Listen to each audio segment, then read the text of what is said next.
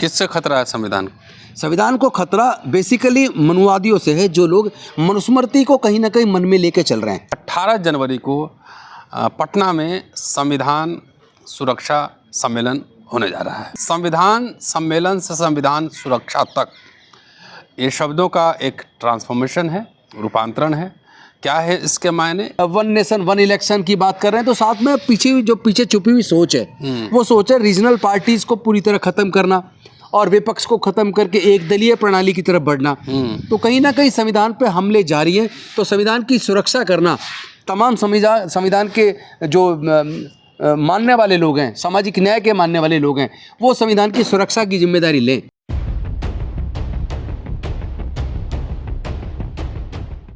संविधान और आरक्षण लोकसभा चुनाव से पहले से मुद्दा था।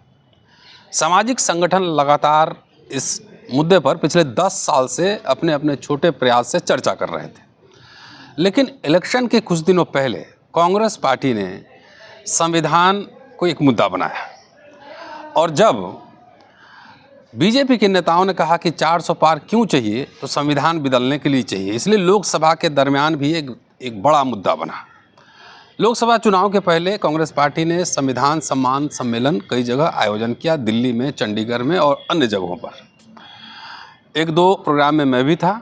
उसके बाद भी, चुनाव के बाद भी ये जारी रहा, लेकिन संविधान सम्मान के बाद अब संविधान सुरक्षा सम्मेलन हो रहा है। दिल्ली में अभी चुनाव है विधानसभा का, और इसके बाद बिहार में विधानसभा का चुनाव होना है। संविधान सम्मेलन से संविधान सुरक्षा तक, ये शब्दों का एक ट्रांसफॉर्मेशन है, रूपांतरण है।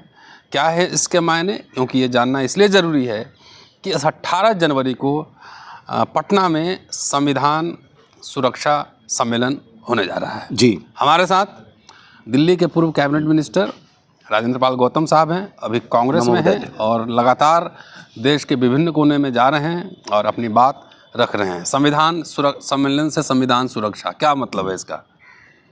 बेसिकली पर्पज एक ही है कि पूरे देश में जाकर तमाम देश के लोगों को, विशेष रूप से जो वंचित वर्ग के लोग हैं, SC, ST, OBC, माइनॉरिटी और साथ में महिलाएं, जिनको कहीं ना कहीं मनुस्मृति के आधार पर हजारों साल प्रताड़ित किया, और आज बाबा साहेब के संविधान को धीरे धीरे दरकिनार करके भारतीय जनता पार्टी ने जिस तरीके से एक तरफ तो देश के सारे सार्वजनिक उपक्रम बेचकर उनके रिजर्वेशन को ख़त्म किया, साथ में ठेकेदारी प्रथा के तहत सारी नौकरियां ठेके पर देकर और लेटरल एंट्री लाकर लगातार संविधान पर हमले किए, और ऊपर से चुनाव से पहले जो उनकी तैयारी थी कि 2025 में RSS के 100 साल होंगे तो हिंदू राष्ट्र बनेगा और मनुस्मृति का शासन वापस आएगा, और संविधान को ख़त्म करके दूसरा जो मनुस्मृति के आधार पर जो संविधान उन्होंने तैयार किया था उसको लागू करेंगे, जिसके लिए वो उनके कई नेता, कई सांसद ये कहते थे कि 400 पार दो ताकि संविधान को बदल सके। तो वो उनका सपना था, जिसको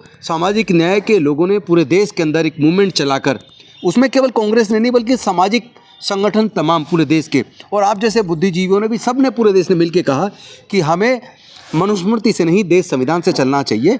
और उसके तहत जो पूरे देश में जागरूकता पैदा की गई, जिससे भारतीय जनता पार्टी को 240 पर रोकने में कामयाब हुए। लेकिन सवाल केवल चुनाव का नहीं था, सवाल है पूरे देश में सामाजिक न्याय सबको मिले, जिसकी जितनी जनसंख्या उसका उतना हक। इन सब मुद्दों को लेकर राहुल गांधी जी पूरे देश में पहले संविधान सम्मान सम्मेलन के माध्यम से चुनाव से पहले लगे। अब उसी कड़ी में अगला जो प्रोग्राम 18 जनवरी पटना के अंदर हम लोग करने वाले संविधान सुरक्षा सम्मेलन।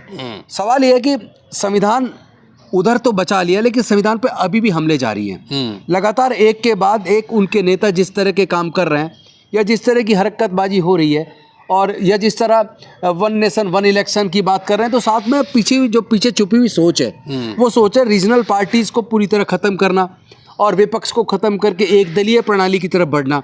तो कहीं ना कहीं संविधान पे हमले जारी हैं। तो संविधान की सुरक्षा करना तमाम संविधान के जो मानने वाले लोग हैं, सामाजिक न्याय के मानने वाले लोग हैं, वो संविधान की सुरक्षा की जिम्मेदारी लें, और वो केवल राजनीतिक पार्टी के तक सीमित ना रहे। उसके लिए तमाम सामाजिक संगठन जो देश के अंदर चल रहे हैं सामाजिक न्याय की लड़ाई को लेके, उन सबको जोड़ना मकसद है, जिसके तहत संविधान सम्मान सम्मेलन से संविधान सुरक्षा सम्मेलन की तरफ हम लोग बढ़ चले हैं। तो क्या प्रोग्राम है पटना में? क्या शेड्यूल है? पटना में आप भाषण 18 देंगे? तारीख को प्रोग्राम है जिसमें राहुल गांधी जी भी होंगे और तमाम सामाजिक संगठन के जिम्मेदार लोग होंगे, जिनके साथ चर्चा की जाएगी कि कौन कौन से प्राथमिक मुद्दे हैं समाज के, चाहे वो महिलाओं को लेकर हों, चाहे SC ST OBC और माइनॉरिटीज को लेकर हों या गरीबों को लेकर हों, कि किस तरह संविधान की सुरक्षा करते हुए उनके जो हित हैं उनको कैसे सुरक्षित किया जा सकता है।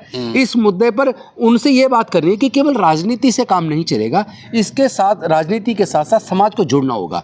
क्योंकि समाज को धर्म के प्रति अंधा करके, जिस तरह भारतीय जनता पार्टी धर्म की बात कह के उनकी वोट की चोरी करती है और साथ में ED EVS EVM का इस्तेमाल करती है, सारी अफसरशाही का इस्तेमाल करती है, यानी साम दाम दंड भेद सबका इस्तेमाल करके वो सत्ता पे पूरा कब्जा करके और सबके हक अधिकार को कुचलने की कोशिश की जा रही है।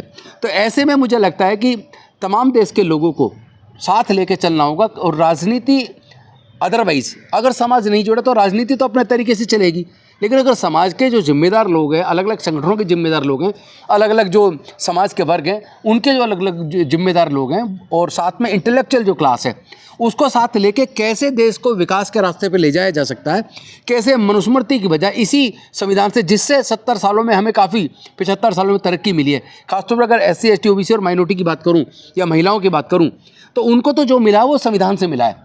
तो संविधान का बचना, उसको सुरक्षित रखना और साथ में संविधान में जो बातें कही गई है उसको इफेक्टिव तरीके से इम्प्लीमेंट कराना, उसके लिए समाज अगर विपक्ष के ऊपर प्रेशर बनाएगा और सत्ता पक्ष पे भी प्रेशर बनाएगा, और विपक्ष को भी ये एहसास होना चाहिए कि समाज आपके साथ तब जुड़ेगा जब आप संसद के अंदर और तमाम विधानसभाओं के अंदर सत्ता पक्ष पर इतना दबाव बनाएं कि वो संविधान के मूल्यों को न केवल संरक्षित करें बल्कि संविधान की भावना को लेटर स्पीच के साथ पूरा इम्प्लीमेंटेशन करें। किससे खतरा है संविधान?